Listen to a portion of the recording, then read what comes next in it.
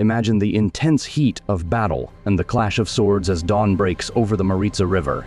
In September 1371, the Battle of Maritsa becomes a defining clash, a monumental showdown that will alter the fate of the Balkans forever. This was no ordinary skirmish.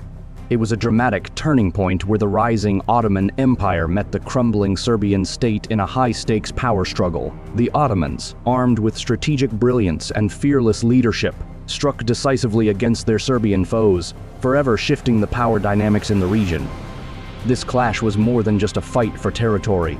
It was a pivotal moment that set the stage for the Ottomans' rise to dominance in Europe. Join us as we delve into the dramatic events of this historic confrontation, uncovering how one battle reshaped the destiny of nations and echoed through history. Get ready to witness the heart of this monumental struggle, where tactical genius and dramatic consequence collide. This is the story of the Battle of Maritsa, a moment where the fate of the Balkans was forever altered.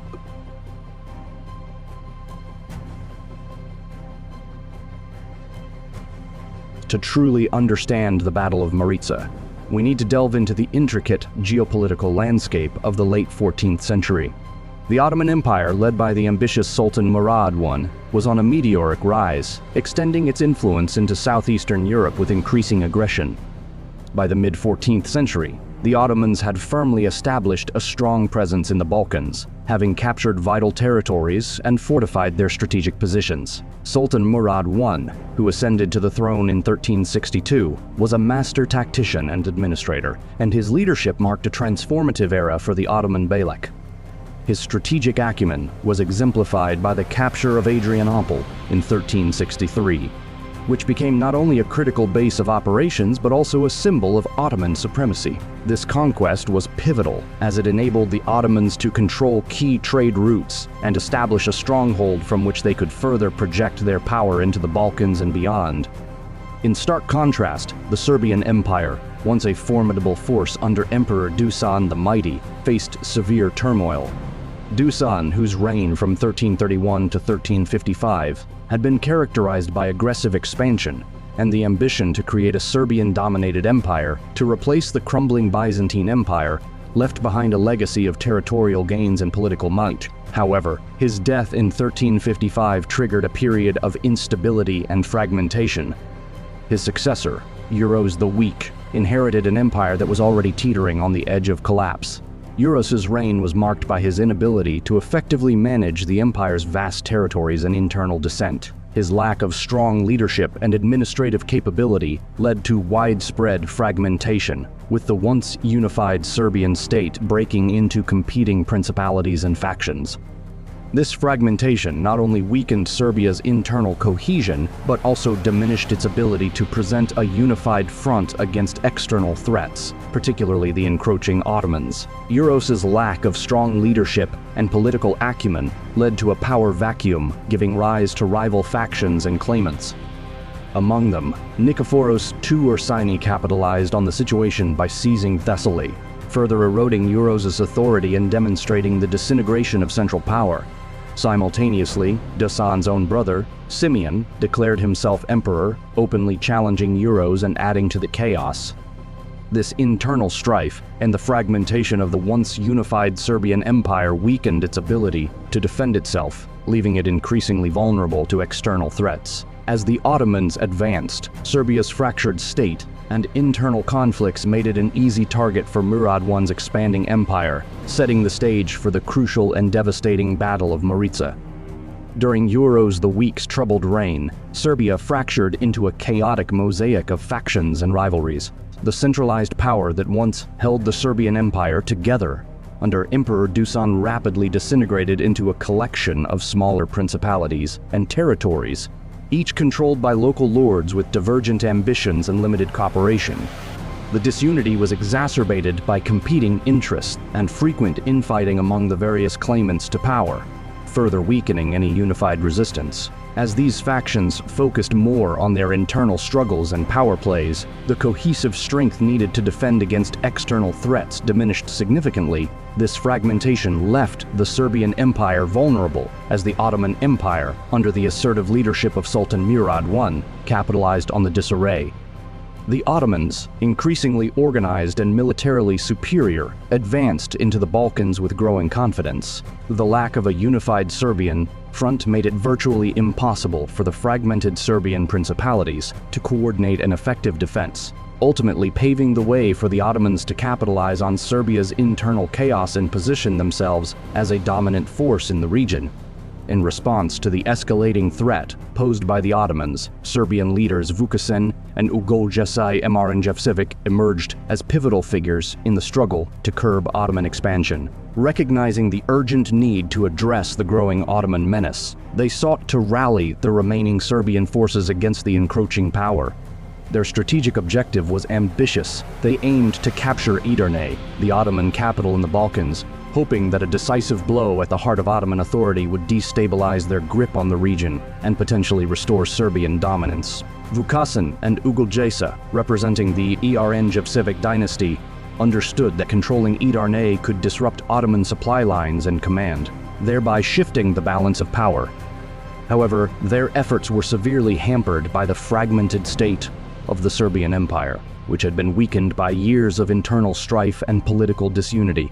The lack of a unified command and cohesive strategy among Serbian principalities posed significant obstacles. Meanwhile, the Ottoman forces, under the astute leadership of Sultan Murad I, were both numerically superior and strategically adept. The Ottomans had fortified their positions and developed effective military tactics, including the use of disciplined infantry and effective siege warfare. The disparity in resources, organization, and strategic positioning made the task of overcoming the Ottoman threat daunting for Vukašin and Ugljesi. Despite their valiant efforts, the overwhelming strength and preparation of the Ottoman forces presented a formidable challenge that would test the limits of Serbian resolve and military capability.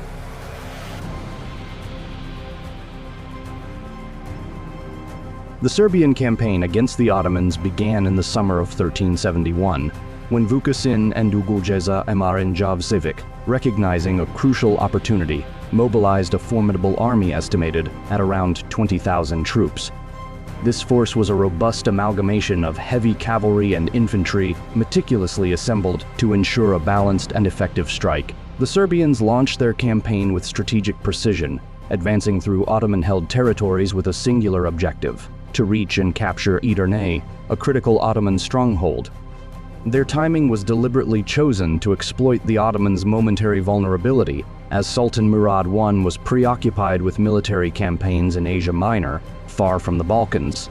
This absence of Murad I was seen as a rare opportunity to strike a decisive blow against the Ottoman Empire. The Serbian forces made significant progress as they traversed the rugged terrain of the Balkans, crossing through hostile lands with the intent of outmaneuvering Ottoman defenses. Their advance was characterized by a series of calculated marches and skirmishes aimed at disrupting Ottoman positions and logistics. However, despite their strategic approach and the temporary advantage afforded by Murad I's absence, the Serbians faced numerous challenges. The difficulties of conducting military operations in foreign territories, combined with the formidable defenses and tactical acumen of the Ottomans, posed significant obstacles to their campaign. On September 25, 1371, the Serbian army, weary from an exhaustive march through the treacherous and hostile terrain of the Balkans, set up their camp near the village of Chernomen on the left bank of the Maritsa River. Having pushed through Ottoman-held lands with little respite, the soldiers were physically and mentally drained, leading many to retire early in search of much-needed rest. In their eagerness to recover, they neglected essential security measures. The camp's defenses were notably lax, with scant reconnaissance and a minimal number of guards posted around their encampment. This oversight stemmed from a combination of exhaustion and overconfidence, as the Serbians assumed their position near the riverbank, away from immediate Ottoman threats, was relatively secure. However, their complacency was a grave miscalculation. Despite Sultan Murad I's apparent absence, the Ottomans were not idle. Murad I's lieutenant, Lala Shahin Pasha, had been meticulously preparing for a counterstrike, leveraging the opportunity presented by the Serbian lapse in vigilance. The inadequate security measures and the erroneous belief in their temporary safety created a dangerous vulnerability. As a result, the Serbian camp was left exposed to a surprise attack. setting the stage for a confrontation that would exploit these critical errors with devastating consequences. Unbeknownst to the Serbians, Ottoman scouts had been meticulously monitoring their camp from a distance. Lala Shahin Pasha, the Beylerbey of Rumelia and a seasoned strategist, recognized the opportunity presented by the Serbians' weakened state and their lack of security. Instead of opting for a prolonged siege, which would have required substantial resources and time, Shahin Pasha devised a bold and risky strategy. He planned a surprise night attack to capitalize on the Serbians' vulnerability and achieve a decisive victory. As darkness fell on the evening of September 25, 1371, Shahin Pasha assembled a force of approximately 1,000 elite troops, including skilled infantry and cavalry. They moved stealthily through the rugged terrain, employing the cover of night to conceal their approach. The Ottomans used the river and dense underbrush to mask their movements, ensuring they remained undetected as they advanced towards the unsuspecting Serbian camp. The careful and calculated approach of Pasha's forces was designed to exploit the Serbians' lack of vigilance and secure a swift, overwhelming victory before the Serbians could mount an effective defense. Just before dawn on September 26, 1371, the Ottomans executed their meticulously planned and devastating surprise attack on the Serbian camp.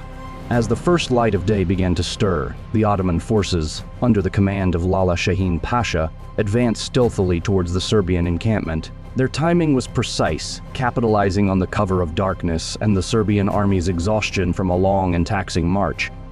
The Ottomans had taken great care to scout the Serbian position in the days prior, meticulously plotting their assault to exploit every vulnerability. When the attack commenced, the scene quickly descended into chaos. Ottoman troops, armed with flaming torches and lanterns, illuminated the camp and created an illusion of overwhelming numbers. This tactic was designed not only to sow confusion but also to amplify the psychological impact on the Serbian defenders. As the torches flickered and cast ominous shadows, the Serbian forces, many of whom were already deeply fatigued and disoriented from their grueling journey, found themselves caught in a nightmarish scenario. The Ottomans struck with relentless ferocity, attacking the most vulnerable parts of the camp first and penetrating deep into the Serbian defenses. The attack was a masterclass in surprise warfare. The Ottomans targeted the sleeping quarters and command tents with ruthless efficiency, causing immediate disorder. Serbian soldiers, many of whom were still half asleep or completely unprepared, scrambled to form defensive lines amidst the chaos of burning tents and scattered equipment. Vukasin and Despot Aguljica, who were leading the Serbian forces, were forced to act quickly, but their efforts were hampered by the disarray within their ranks. The Ottoman assault was not merely a physical attack but also a psychological one. The sudden eruption of violence, combined with the clever use of fire and light to suggest a much larger enemy force, effectively demoralized the Serbian troops. The confusion was further compounded by the Ottomans' tactical maneuvering as they struck at critical points, severing communication lines and cutting off any possibility of an organized response. The result was a catastrophic defeat for the Serbians, who were left reeling and unable to mount an effective counterattack. This decisive engagement highlighted the Ottomans' tactical superiority and the vulnerabilities of a disorganized and exhausted opponent. Despot Ugljeza, a renowned and valiant leader of the Serbian forces, fought with remarkable bravery amidst the chaos of the Ottoman surprise assault. Despite his skilled combat prowess and determined efforts to rally his men, the overwhelming force and strategic advantage of the Ottomans proved too formidable. As the night unfolded into a brutal melee, Oguljesa's resistance was ultimately overcome, and he fell in the fray, a testament to his resolute, but ultimately futile stand against the invaders. Meanwhile, Vukasin, acutely aware of the dire situation and the disintegration of his command, sought to escape the encircling Ottoman forces by attempting a retreat across the Maritsa River. The attempt to flee, however, was tragically mishandled. In the midst of the tumultuous retreat, the Serbians faced a harrowing struggle as the river became a scene of panic and disaster. Many of the Serbian soldiers, already disoriented and demoralized from the surprise attack, found themselves trapped in the treacherous waters of the Maritsa. The confusion led to a chaotic and deadly situation where numerous troops either drowned while trying to cross the river or were ruthlessly cut down by the pursuing Ottomans. The disarray and frantic attempt to escape turned what might have been a tactical withdrawal into a catastrophic rout. with heavy losses on both land and water.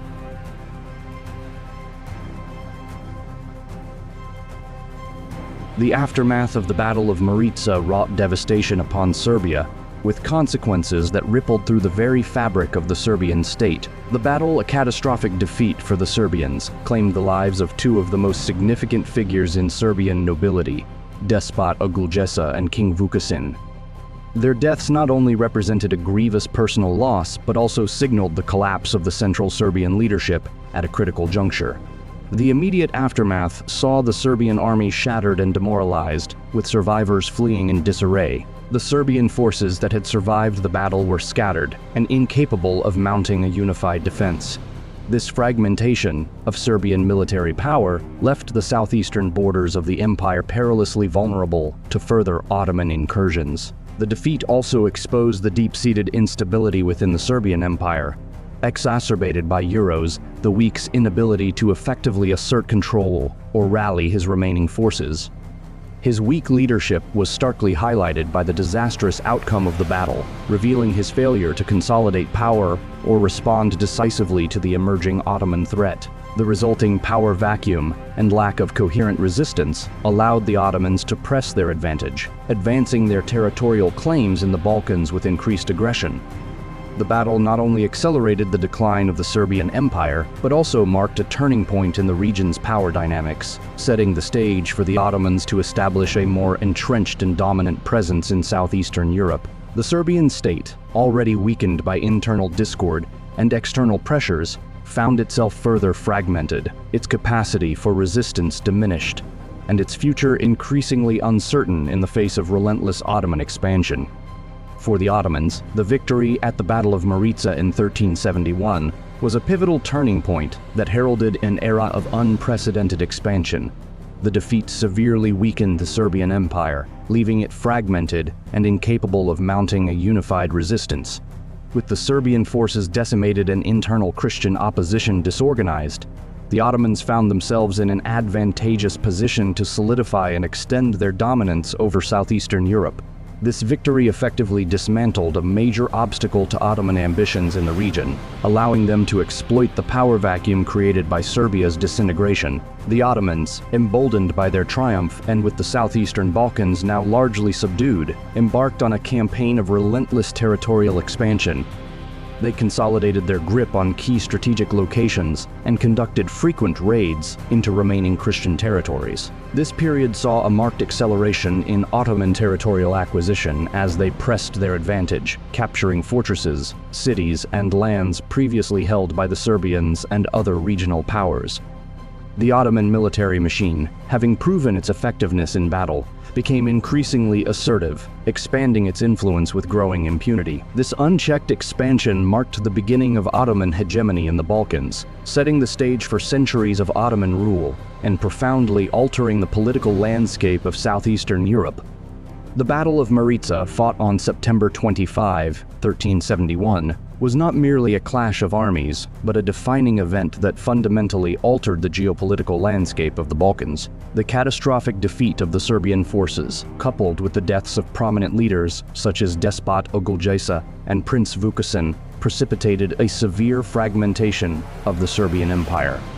This disintegration left a significant power vacuum in southeastern Europe, which the Ottomans, under the strategic leadership of figures like Lala Shahin Pasha, were quick to exploit. The Ottomans, capitalizing on the weakened and divided Serbian state, were able to consolidate and expand their influence with unprecedented ease.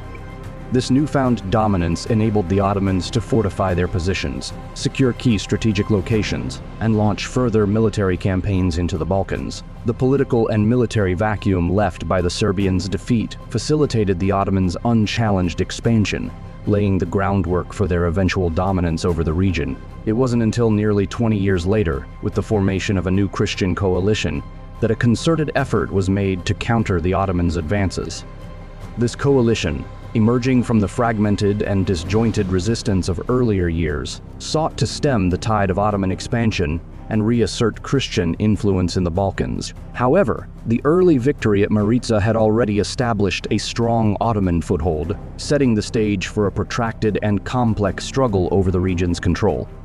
The repercussions of this battle thus rippled through the Balkans, influencing the course of regional politics and warfare for decades to come, and cementing the Ottoman Empire's role as a dominant power in southeastern Europe.